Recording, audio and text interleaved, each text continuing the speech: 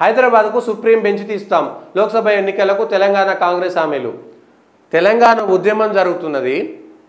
2004 నుంచి 2014 దాకా Congress party UPA అధికారంలో ఉన్నది. తెలంగాణ కోసం తెలంగాణ ఉద్యమం జరుగుతున్నటువంటి సందర్భంలో కాంగ్రెస్ పార్టీ అప్పుడు సుప్రీంకోర్టు బెంచ్ ఎందుకు తేలేదు?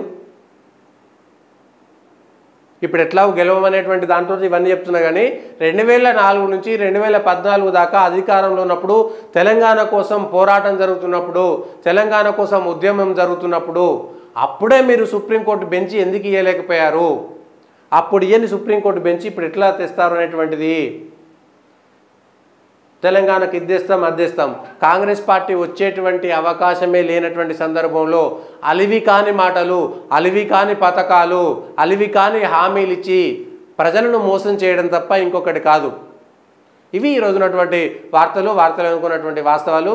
దయచేసి పొలిటికల్ వాయిస్ను లైక్ చేయండి, సబ్స్క్రైబ్ చేయండి, షేర్ చేయండి, కామెంట్ చేయండి.